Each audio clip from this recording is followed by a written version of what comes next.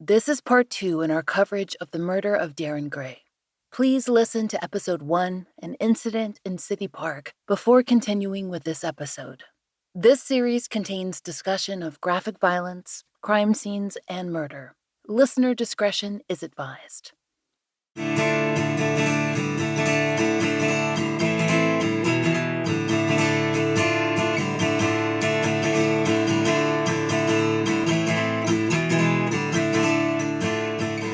This is The Fall Line.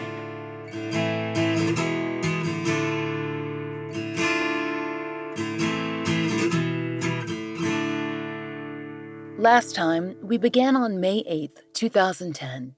That was the Saturday before Mother's Day.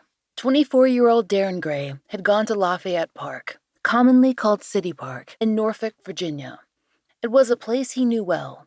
His mother, Roycinda Alexander, had taken Darren and his 4 siblings there throughout their childhoods. They'd grown up in a nearby neighborhood, and Roycinda said that she'd always felt like a part of the community, at least until the events of that Saturday took place. Darren was at the park for a last-minute birthday celebration. Media reports specify it was a child's party, but both court records and Darren's family are more detailed.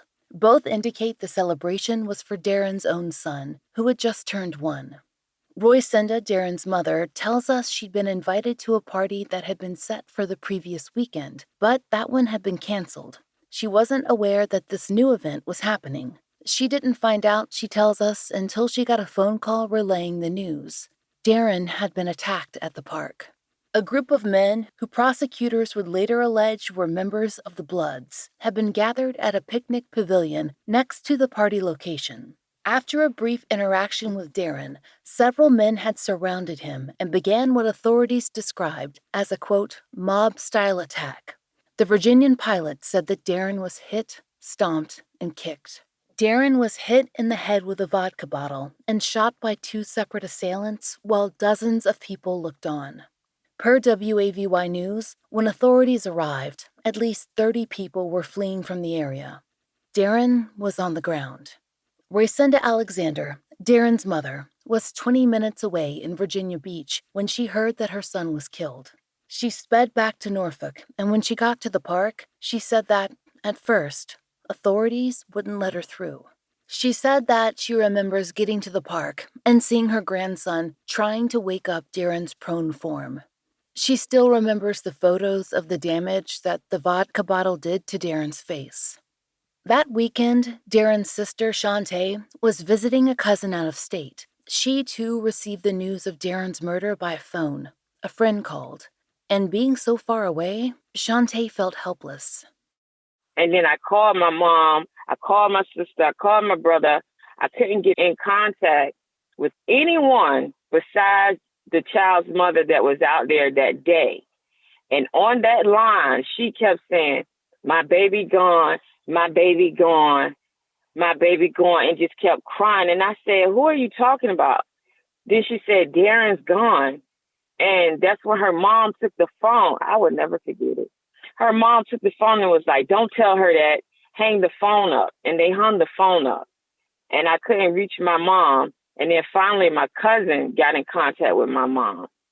And then I was trying to be on any flight back to Norfolk. On the bus, I had to come past City Park. And I looked to it was pitch black. And I looked to the right, and I just bust out crying. And when I got out the bus, I took my son, and I held my son, and I waited for my ride. And when I got home, I took my shower and I just bust out crying in the shower because I didn't want my son to see me crying. But I was very hurt. I was very hurt that someone would even do that to Darren. And in the manner they did it, it was just absurd. I'm just like, what? My brother's gone. My best friend is gone. When Darren first was killed, he came to me in a dream, and I actually did see his murder in my dream. He showed me his murder in my dream. I told my mom about it. That was the first time I really was like, I have some type of closure, but not all the way. I needed that. I feel as though Darren knew I needed that because I wasn't able to get to him right away. So that's what he did. He showed me what happened to him. Based on news archives, it took approximately 2 days for law enforcement to publicly release Darren's name as the victim of the City Park shooting. When he was identified as the victim on May 10th, the Virginian Pilot reported that the police, quote, still had no details about a motive or information about the shooter.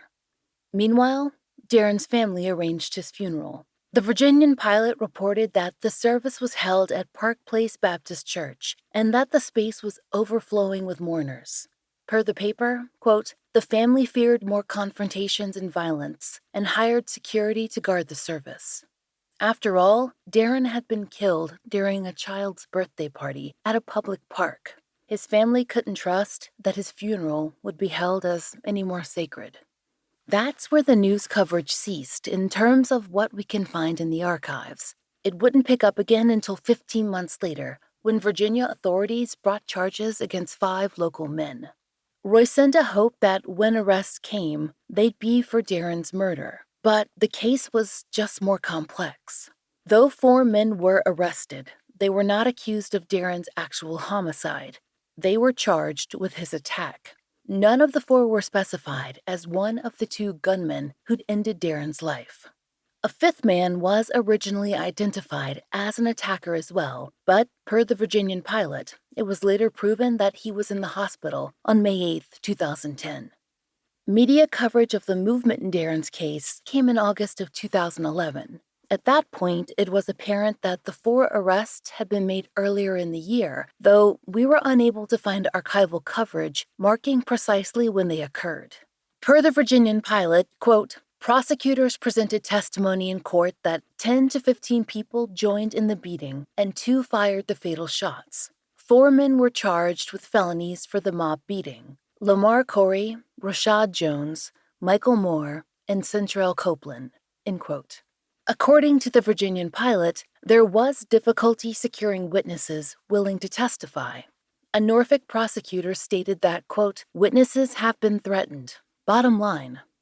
There was only one named witness in the coverage of the arrests and court proceedings, a cousin of Darren's, Jamal Dowling, who, per the paper, was reluctant to speak with authorities. When he was arrested on an unrelated charge, the Pilot reported, he finally agreed to discuss Darren's attack. Per the Virginian Pilot, Dowling testified as early as March 2011 at, quote, a preliminary hearing for the co-defendants.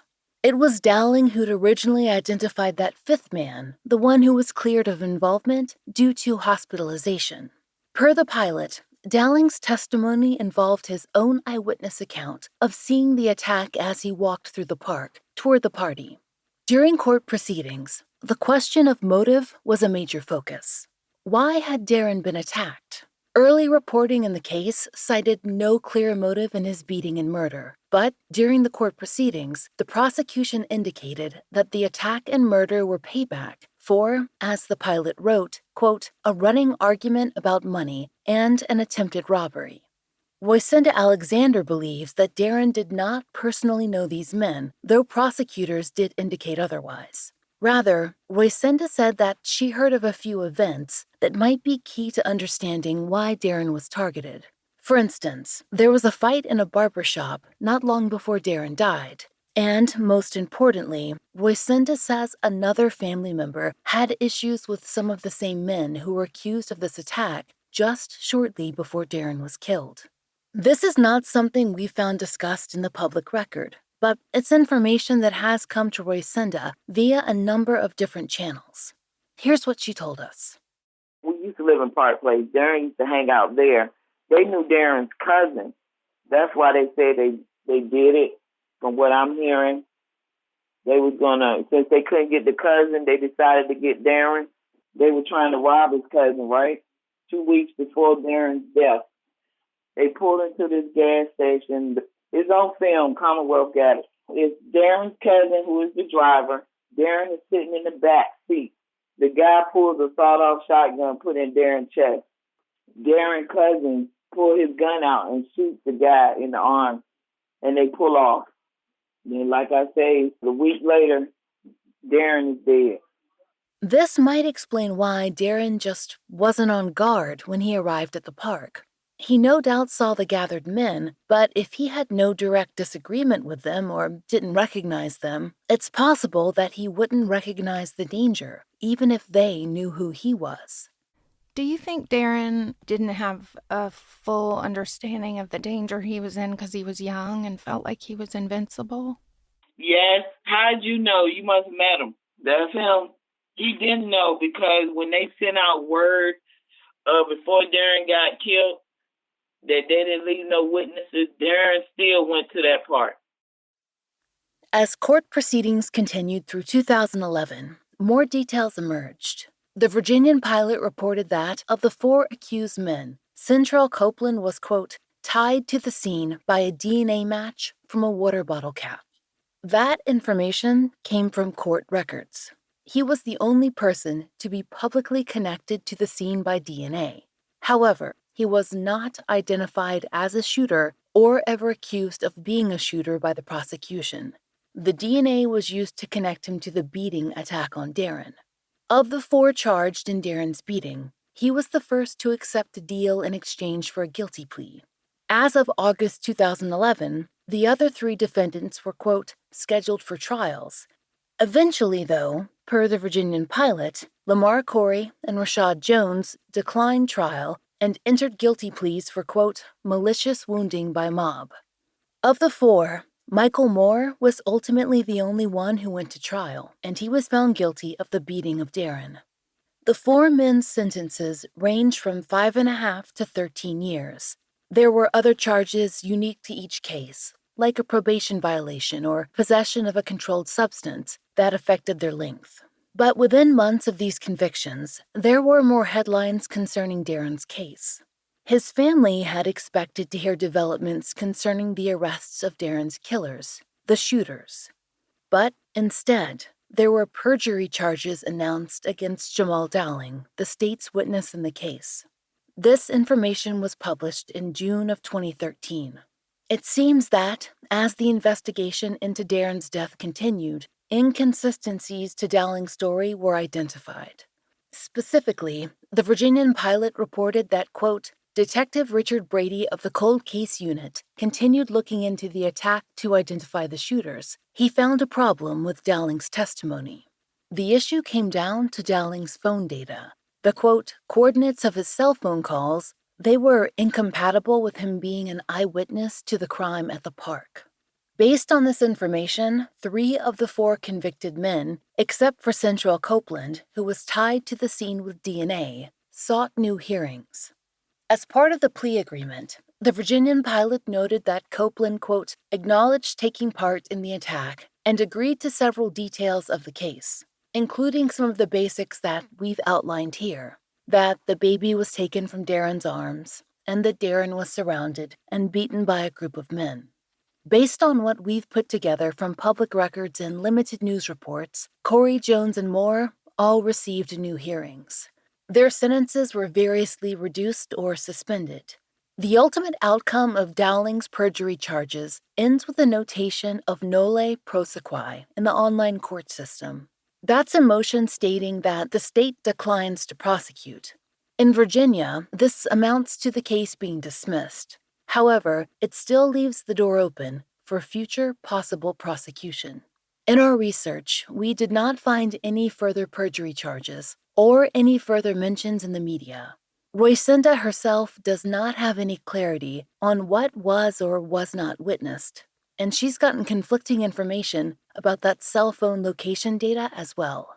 As to the cell phone data, we can't speak to the technology or locations used to raise doubt regarding Dowling's testimony or why the charges were ultimately dismissed. All we know for sure is that at least one of the 4 men he named was tied to the scene via DNA sample from that bottle cap, and that as late as 2013, prosecutors directly stated that they did not consider the men charged in Darren's beating to be suspects in his shooting. Some things, though, they are certain. There were a number of people in the second pavilion that day, roughly 10. and various reports have estimated that between 5 and 10 men surrounded Darren. His brutal injuries are a fact. The 2 separate guns, which fired a total of 9 bullets, are a fact. He was murdered. It just comes down to who and how that can be proved.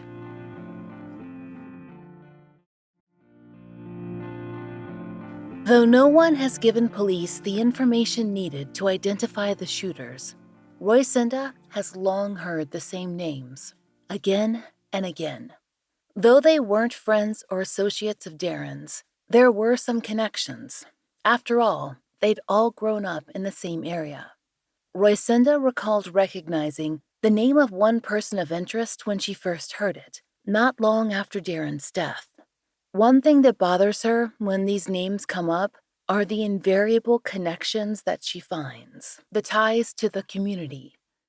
I don't even think he knew of me, but I knew his mama. You know, they the same age as my kids. When I heard the name, you know, he's Darren's age now. All of them was around his age. But no, they don't know me. They probably know me now. I raised my children out there. You know, back then, we still had hold on our kids. You know, my mom had a little hand on me. People can still tell you what to do back then. My cousin, my kid's cousin, helped me with my kids, just like Michael's mother. We, like I say, all of us, you might not knew my name, but yeah, I seen Roycinda before, you know, or something like that. It was real tight-knit out there. Kids went to school with each other.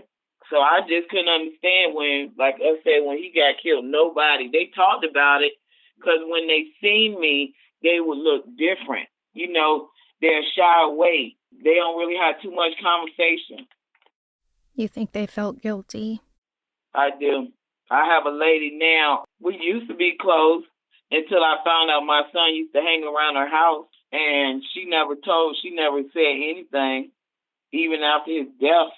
Everybody wanted to tell me stuff when the segment came, you know, but nobody wanted to talk to the police.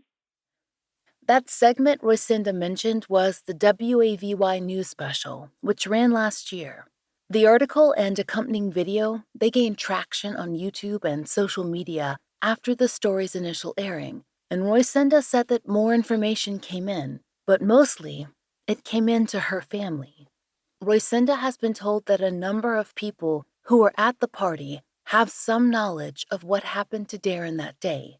Not only who jumped him and who fired the guns, but why it all occurred.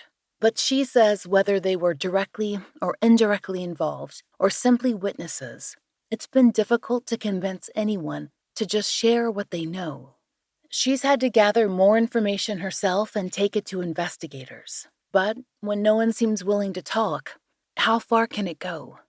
We asked Roycinda about her past and current relationship with the investigators on Darren's case. My son was the reason we have victim crime week.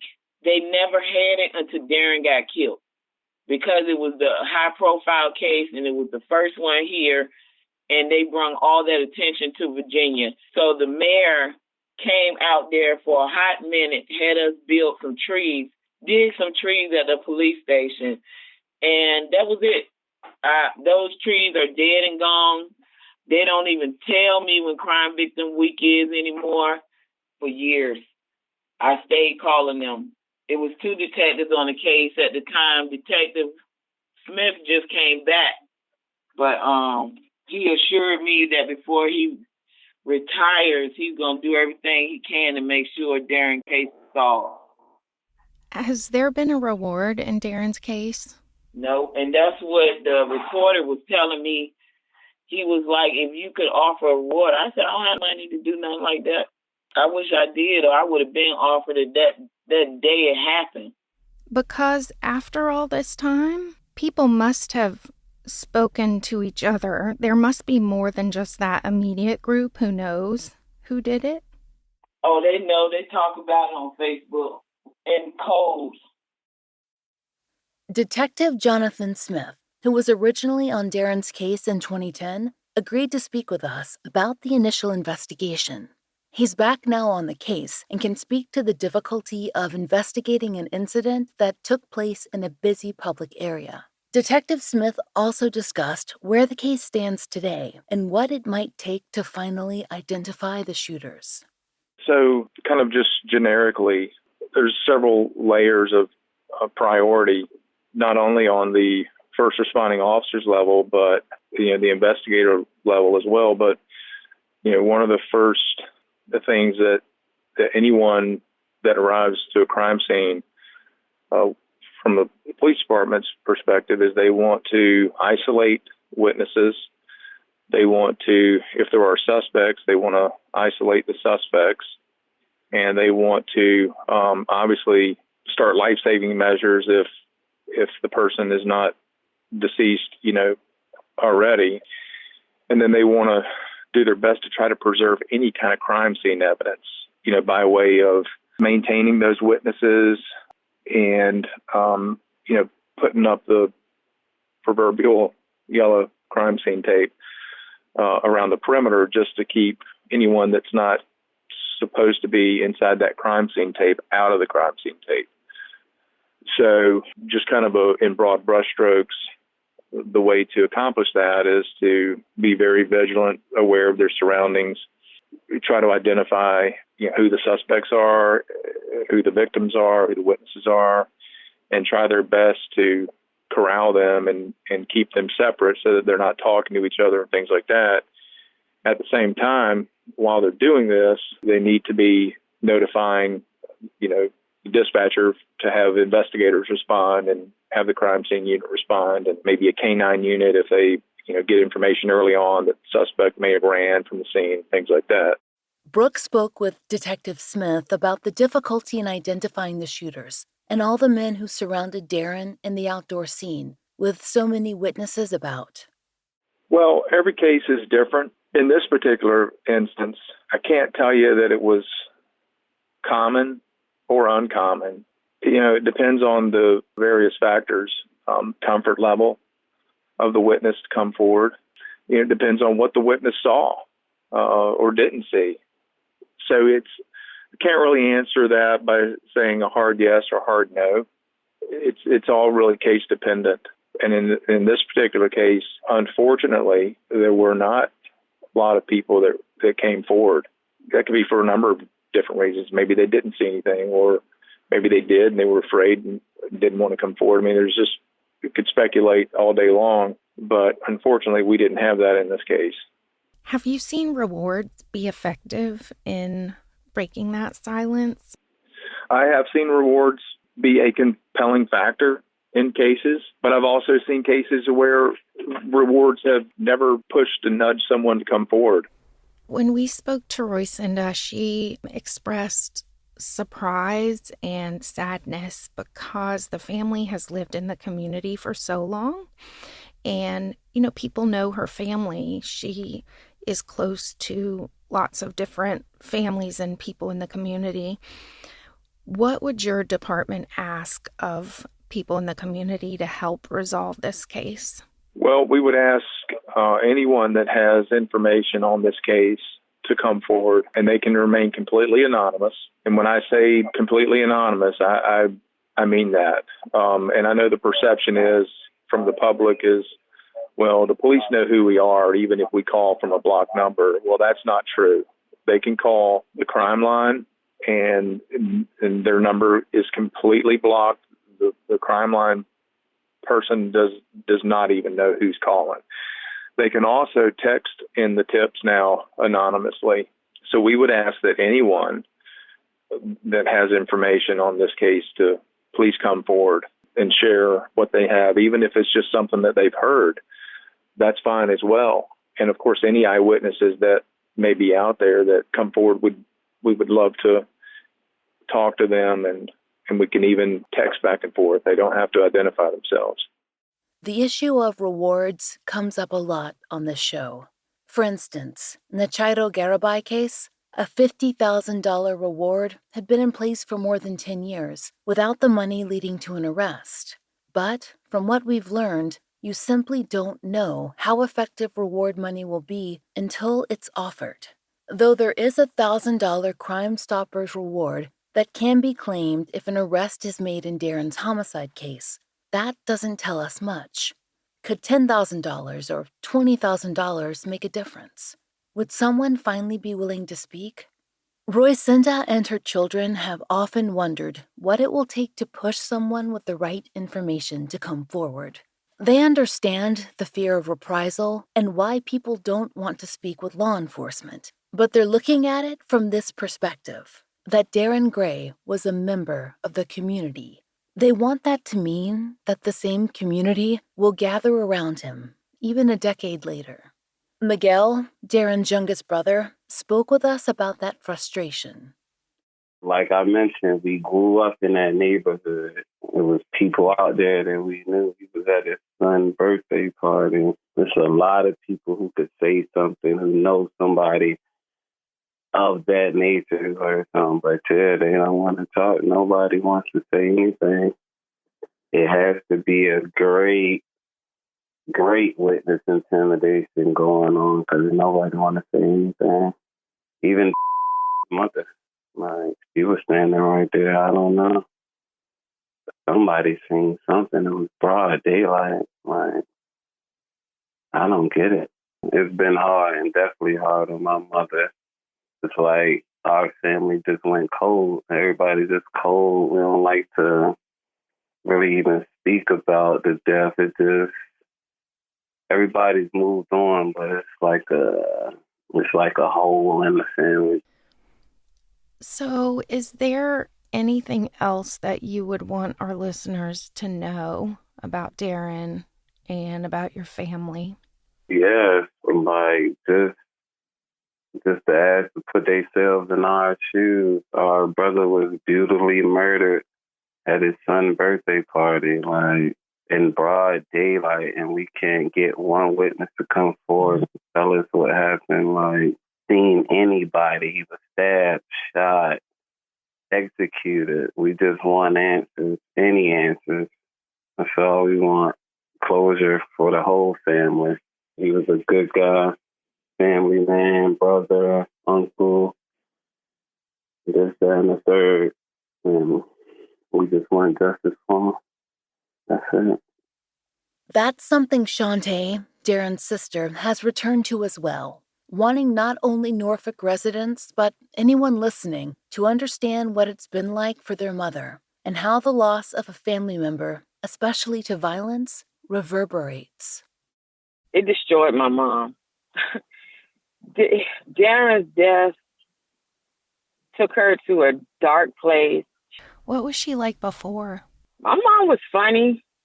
She was friendly. She was very friendly because she was also a people person. That's where Darren got it from. She was a bright person. Even if you did wrong, she saw good in you. Even if you did the worst thing possible, she still sees the good in you. And I say that to this day because things I go through in my relationship with my ex, my mom still never talks bad about him and still sees the good in him. And that's what I love about my mom. She's not judgmental. When she can be judgmental, she's still not judgmental. Was Darren that way at all? He was. Darren was very forgiving. Like, you can do the craziest thing to Darren, and the next day, he's smiling and joking with you. Like nothing happened that prior day. And that's what made me so mad when I received that call. Because I'm like, how could you kill such a genuine person? To this day, I still don't understand that. It sounds like so many people might be aware of what happened, and with like one phone call could potentially change the case. Right. Yes, because that's why we have media, to get things out there so people can come forward. That's why we have all these platforms. They're supposed to use these platforms to get answers. But it's just like, oh, we have these platforms, so what? I feel like because it's not a high profile case, it's not really important. Because, like I said, if it was a high profile case, this case would have been solved. Shantae's point that platforms are not enough is important. It takes more than media attention to close a case. The precise combination may be different depending on the circumstances, but active investigation, sustained media attention, and community involvement are all key. Engaging all three is the best chance that a cold case has. Shantae says that her perspective on the world has changed in a lot of ways, as a mother and a sister, but also in terms of focus. I don't understand it. I don't understand. People should understand that once a person dies, they're never coming back. And then to take a person before their time is really crazy. But you have a lot of sick people in this world. And I was always told, it's not for you to understand. What people do is not for you to understand. I just want people to understand that death is final.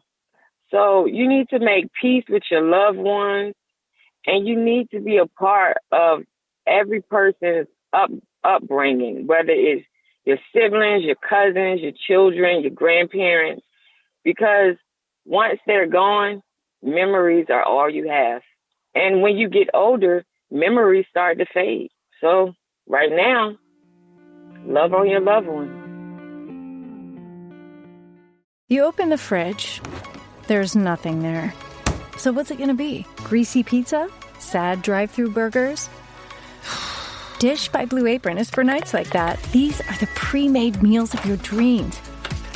At least 20 grams of protein, no artificial flavors or colors, no chopping, no cleanup, no guilt. Keep the flavor. Ditch the subscription. Get 20% off your first 2 orders with code APRON20. Terms and conditions apply. Visit blueapron.com/terms for more. We've featured many mothers of missing and murdered children on the Fall Line, and each of them has discussed how loss has impacted their lives. Grief affects them individually, and it reshapes their families. Roycinda spoke with us about the impact of Darren's loss. She says that part of that impact is that she's still waiting. Right now, it's just me and my significant other, because me and my husband are still married, but we're separated. I don't know if you have ever lost anyone, but that's one thing that goes, is it does break up a happy home. So, yeah, because I had the perfect marriage, all of that. I was wondering why he wasn't grieving, but he was, just in his own little way, but it was just me. So I left the home to allow him to go on with his life because, like I said, he raised my kids, and he didn't have any kids of his own. So I said, I'll just leave and seek justice for my sons, Darren and his brother. So, and that's what I did. And we still talk and stuff. We just don't live together.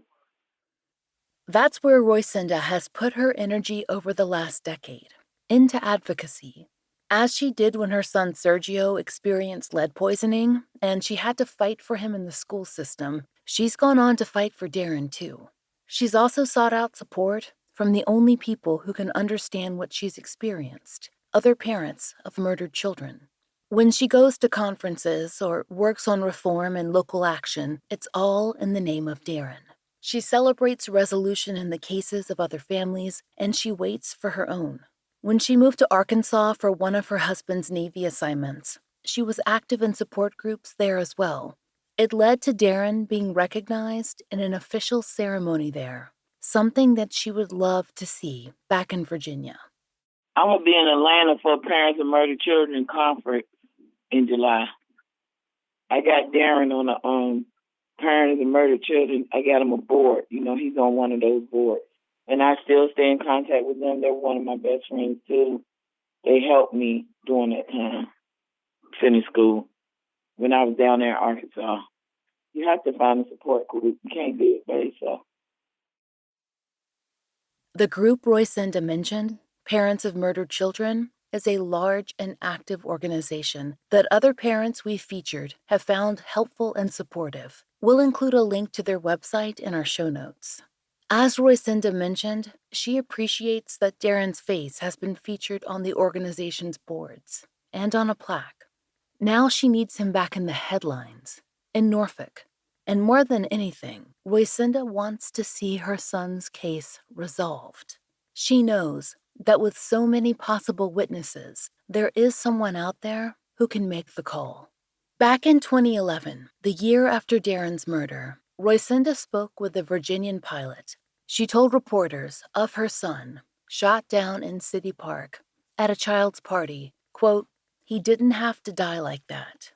Roycinda watched her own son grow up from baby to child to young man, but Darren didn't have that chance. For Roycinda, the month of May remains hard. Some years, Mother's Day actually falls on the anniversary of Darren's death. It's always close. Now, with the 13th anniversary of her son's murder on the horizon, Roycinda Alexander is tired of rumors and quiet answers. She wants the truth out in the open for Darren's sake.